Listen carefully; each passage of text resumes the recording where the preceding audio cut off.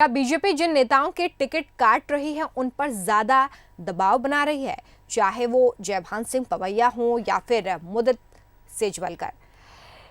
दीपक जोशी हैं इस लिस्ट में। क्या बीजेपी अनावश्यक दबाव का फायदा कांग्रेस उठा सकती है? दीपक जोशी पर हालिया बयानबाजी के आखिर क्या मायने हैं, इस रिपोर्ट में देखिए।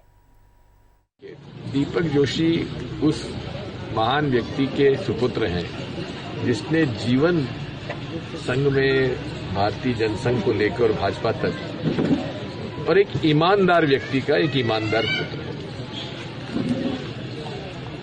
स्वाभाविक है कि जिस व्यक्ति ने 25-35 करोड़ रुपए ले लिए उसे भाजपा उम्मीदवार अगर बनाएगी तो दिल तो लोग के दुखेगा। प्रदेश के राजनीतिक इतिहास में विरोधी दल के नेताओं के प्रति सम्मान और तारीफ करने की लंबी परंपरा रही है, लेकिन मौजूदा उपचुनाव की सरगर्मी के बीच पूर्व सीएम दिग्विजय सिंह के मुंह से पूर्व मंत्री और बीजेपी के नाराज नेता दीपक जोशी की प्रशंसा करने के कई मायने निकाले जा रहे हैं। कांग्रेस के वरिष्ठ नेता से तारीफ सुन दीपक जोशी भी गदगद हो गए। उन्होंने दिग्विजय सिंह के साथ अपने पिता के संबंधों का हवाला दिया और कहा कि ये उनके परिवार के लिए गौरव की बात है। मैं ये तो नहीं कहूँगा कि वो विपक्षी दल के हैं, हमारे लिए तो वो एक सामान्य व्यक्तित्व है और राजनीति में हम ये कह सकते हैं कि कहीं न कहीं पारिवारिक संदर्भों में भी हम उनको साथ जोड़ सकते हैं। ऐसे दृष्टिकोण में उनके द्वारा ये बताना, जो उनका टीवी चैनल के माध्यम से मैंने देखा है, मेरे लिए तो बहुत गौरव की बात है, मेरे परिवार के लिए, क्योंकि उन्होंने मेरे पिता के साथ मुझे भी जोड़ा है। इतना ही नहीं, दीपक जोशी ने पूर्व मुख्यमंत्री का आभार भी जताया। उन्होंने कहा, राजनीति में जिस तरह से लगातार मूल्यों की गिरावट आ रही है, ऐसे समय में उनके परिवार के प्रति दिग्विजय सिंह ने जो बातें कही हैं वो उनके लिए किसी आशीर्वाद से कम नहीं है।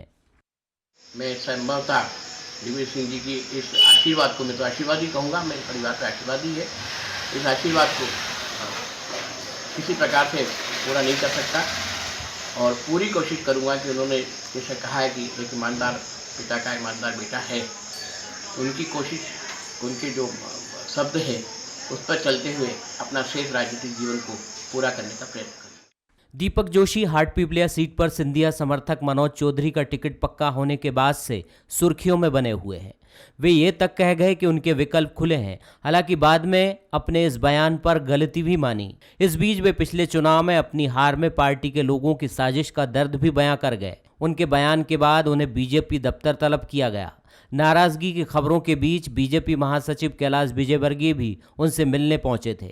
उसके बाद वे मनोज चौधरी के साथ दिखाई दिए, लेकिन ताज़ा घटनाक्रम के बाद फिर उनको लेकर राजनीतिक गलियारों में अटकलों का बाजार गर्म होने लगा है। अमिताभ शुक्ला, बंसल न्यूज़, देवास।